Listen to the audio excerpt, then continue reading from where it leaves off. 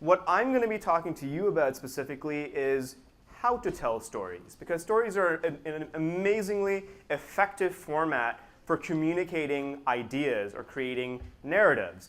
And part of that, I mean, I put this in there as well, if you want to be heard, tell better stories. Now that's an important part because you need to be heard in order for your content to even get consumed. And if your content's not even consumed, then you have no chance of being able to generate leads. So the first hurdle or challenge that we have as marketers is just to be able to have the attention of our audiences. So I'll be talking specifically about what storytelling is, why does it matter, how do you go about doing it, and then I'll be showing you a framework that is a tested and proven framework for creating stories that are very, very successful.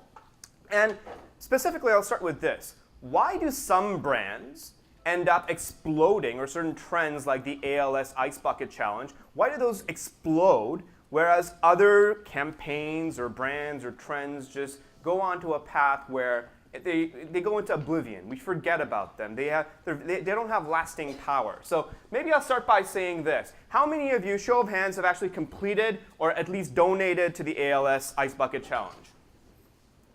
Huge number of people. Keep your hands up if you at least know about it. Have you seen it in your Facebook feeds, heard about it on the news, for example? It's become a global phenomenon, right? The ALS Ice Bucket Challenge is near and dear to me. My dad actually had ALS, and he passed away about 13 years ago when I was just a kid. And it's right the year after that I ended up coming to Canada. It's been about 10 years for me right now. So I'll be talking about how that story personally affected me and why that was successful as well. So let's get started. So my name is Deb. I'm the founder of Powered by Search. My brothers, Matthew and Warren, are over there. They're my partners. And together we built this seemingly successful agency that we were building up. And my key thing is that I'm a marketer. I love being able to tell stories that are essentially passionate, that sell, of course, that provide value. And so over the last 10 years, I've had the great opportunity of working with small brands and some very large ones, including ones in the Fortune 100, for example, and helping them tell stories that help them connect with their target audiences and make some money in the process as well. So let me start by saying, what is storytelling? Not in the context of the trendy buzzword that really is today. Maybe I get a show of hands. How many of you have kids, children? I don't.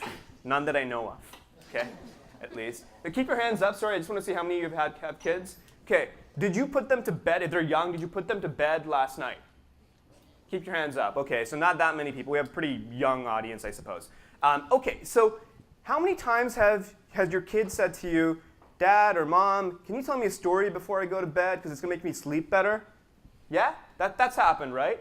And so stories have some very effective staying power. And when we're very young and we're growing up, stories are not told to us in the same marketing context that we know of them today. So it's not a spin on content, really. Stories are great because they're part of a very ancient oral tradition, essentially. And it's passed on from person to person, from father to son, from mother to daughter, for example, and then the cycle continues and it repeats. So stories, in its essence, are essentially a way of connecting ideas to a narrative. Now, that narrative part is super important because when we create content today, if that content is not guiding, if it's not connected, for example, if it's disjointed or fragmented, what we fail to have is a narrative. And this is exactly what true storytellers, the guys who produce feature films and direct them, or novelists, for example, they get it right because they don't approach it from the perspective of selling a book or getting a speaking gig, for example. They do it because they do it for the passion of the actual story. The story is the desired outcome. It's not a means to an end. That's something as marketers we frequently get wrong because we produce content, but it's always very profit-driven. And there's nothing wrong with profit. Everybody likes making money at the end of the day. But you need to look at whether you're in it for the short haul or for the long haul. And if you're in it for the long haul, it makes more sense to focus on quality over quantity, right? And how do you do that? Well, you can do that by focusing on creating narratives, creating stories that have lasting power, essentially. So in marketing, what's important for stories is that we have an opportunity to tell before we sell. You wouldn't go up. I mean, how many of you are single over here? I'm married, so I can't really do this anymore. But Single guys and ladies, everybody's married? Wow, okay, well, crazy. Good for you guys, finding a life partner. But if you were single, for example, you wouldn't go up to a bar and meet an attractive person, and whether it's a female or a male, and just say, hey, you want to get married? No, you wouldn't do that, because that wouldn't work. And that's the same thing in storytelling and marketing. You have to be able to communicate your features and benefits in a way that is actually very value-oriented at the end of the day. You don't just go ahead and get down on one knee and say, let's do this. And so storytelling is one means to an end to be able to do that. But the nobility in it, the pursuit of telling stories properly in the fashion that they used to be told by our parents and grandparents and their ancestors before them, is exactly what great marketing looks like. So let's look at why the Ice Bucket Challenge succeeded. So I told you I have a personal connection to the Ice Bucket Challenge, of course. And the stats speak for themselves. $10 million was donated to the ALS Canada Association, and $113 million was donated in the States. Now, I've worked with my share of nonprofits, and typically the biggest challenge they have is exactly this. How do I get somebody to donate? And the typical statistic is that if they can get a marketing campaign to have a 1% response rate that basically garners a donation, that's known as a successful marketing campaign. Now, my question, and this is what I ask in conversion rate optimization as well, is why do we try and get 5%, 2%, 1% conversion rates and then forget about the other 99%? Why are we not thinking about why did those people not take action on our messages? Well, the ALS Ice Bucket Challenge got it right in so many ways because it told a story that actually had a fair bit of lasting power. So somebody talked about the life of a tweet. Well, if you looked up Ice Bucket Challenge as a hashtag, there were tweets, there were YouTube videos, there was news coverage, there were blog posts. There were marketing analysts trying to reverse engineer why it worked on LinkedIn and on Medium and on their own blogs, for example. So it created a movement that had a ripple effect almost. It wasn't just go do this challenge, or here I'm going to challenge my friend, and if you don't do it in 24 hours, you'll have to donate $100. That was a core message of it, but it created a second order effect essentially that allowed people to basically go, I want to analyze this, I want to uncover what made it actually work. And so great stories like this succeed because they capture the imagination of large or important audiences. I didn't say that, I'm not that smart. Seth Godin's actually said that, okay? So that's an important function of stories, basically, that they're able to capture the imagination. The marketer in me says that great stories should also be able to drive you towards an action. And this is true for really most stories that you've read or you've watched, for example, in life. So I'm a huge geek. I'm one of those guys who loves Lord of the Rings. When I was younger, I liked Harry Potter, for example. So what did I do right after reading Lord of the Rings the entire way through? I put a cape on. I was 12. I put a bat towel on and started running around the house, basically, played with my friends. Maybe it was 8. I can't remember. 12 seems a bit too old to actually do that, right?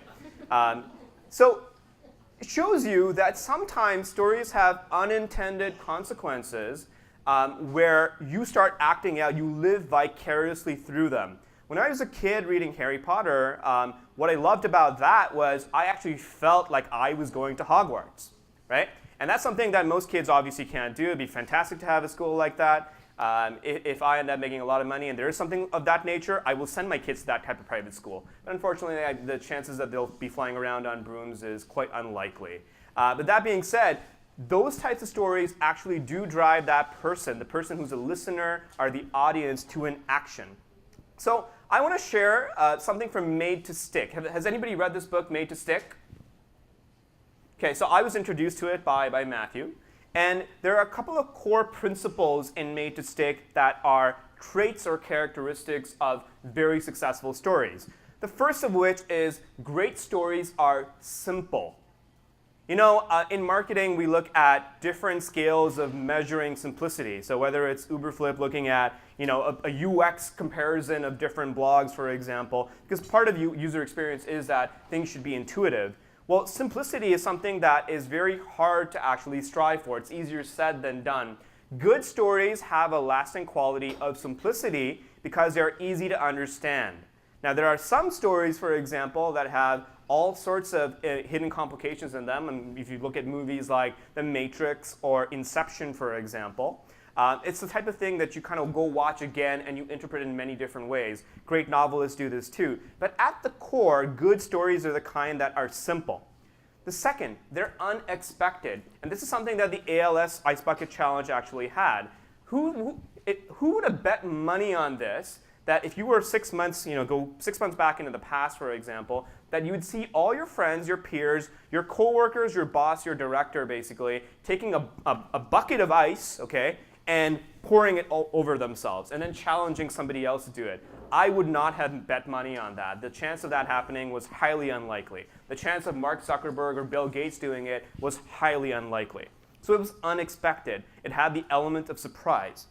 Third, great stories are credible. And credibility comes from a place of many things, authenticity being one of them, but it's also who's telling the story. Does it seem honest? And one of the things that, you know that saying where you basically look at trusting your gut? Your gut is part of, should have single signals open. So by the way, I don't know if you can actually see that or not, but can you? Yeah, okay, sorry about that. I have email tracking software built in, and it seems like I didn't turn it off. Okay, well, so great stories are also credible because of the way people are saying those particular stories, but also who's saying it and in what fashion. Every one of us has a bullshit meter.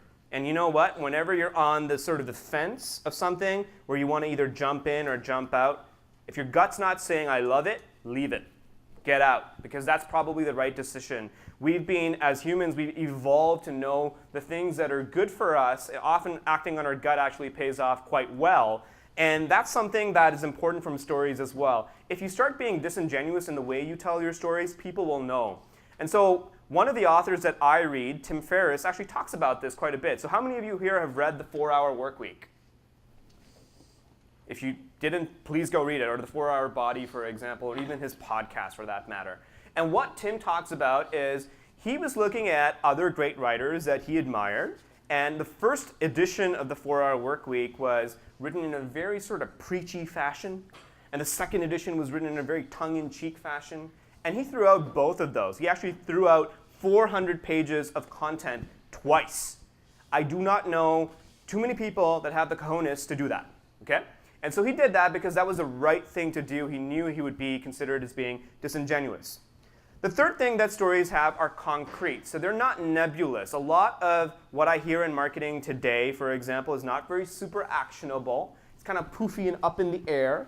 And certain things that make it more down to earth are considered to be more base or crude. And the truth is, good stories have a level of concreteness to them, something that you can grasp and understand. And that kind of drives back to the point of simplicity.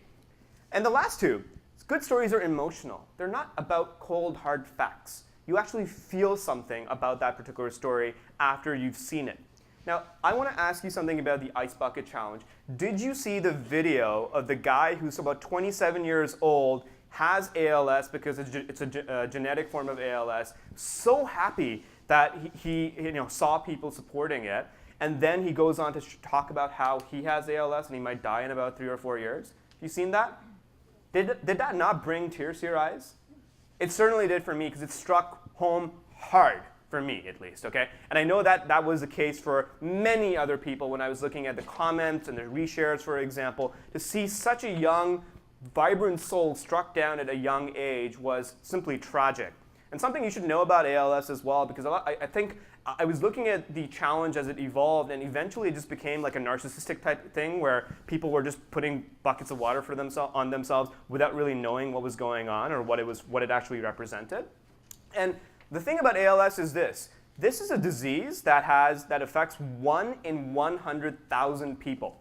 So it does not get its share of limelight when you compare it to other diseases that are more mainstream, okay? And it hurts to say that, but things like cancer or heart disease or diabetes, for example, or even chronic illnesses like obesity, for example. ALS does not get its day in the limelight. And so to see this particular young guy being so affected by it just proves that a small movement can drive change that has that kind of emotional response. And And the last thing in the digital context is good stories are shareable as well. That's something I added on my own. It's not part of Made to Stick. But good stories inherently have to be shareable. So what's the point you can take away from this as marketers? You need to consider when you're crafting your story, essentially, is there a level of gamification to it?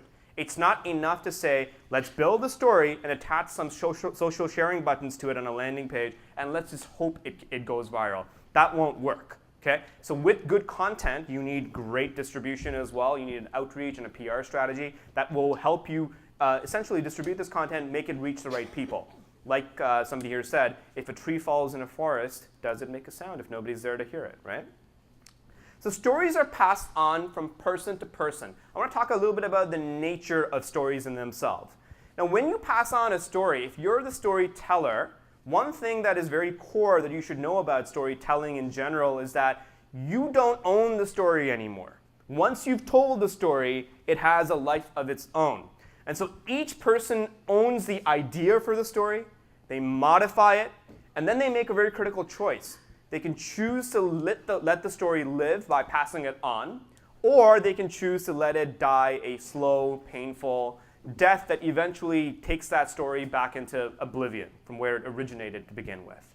And this is a very core point because we as marketers don't control the stories we create for ourselves, our own brands, or that for our clients. Once it's out there, it's out there. It takes a life of its own. And you can do certain things to pivot where the story goes at the end of the day. But ultimately, you need to make sure that you get it right the first time when crafting it.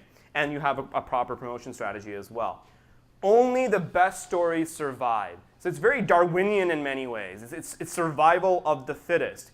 And partly the challenge over here is that we as an audience, as consumers, as business owners, as brands, as agencies, as marketers, we're so bombarded with so many messages every single day that it's very easy. We're almost automatically tuning out certain messages. What do you think SaneBox is? We keep talking about this particular tool. I use it so I can focus on the Pareto principle, the 80-20 rule of the 20% of email that actually matters will yield 80% of the results. That email from FedEx, I should probably open that afterwards, okay? Because that could mean big business for us. So I know that because SaneBox and Sidekick, which is this tool that HubSpot basically provides for email tracking, told me so. The same thing goes for stories. You can't lumber on with what the story is about. You need to get to the point and then be able to have an arc to the story, which I'll be discussing a framework for it as well. So now the context is, why does storytelling matter? I mean, am I saying go write a book or produce a feature film or create the script for your next marketing video? No, that's not what I'm saying, but I do want to drive home the point of why storytelling matters in a business context. So here's what happened, right? The oral tradition, which has been around for thousands of years, as far back as humans were living together in tribes and communicating with each other, the best way to pass on knowledge and ideas in a narrative was to tell your fellow tribesman or son or daughter, for example, the story, because stories are a way of being able to disseminate morals and values and core beliefs. Now,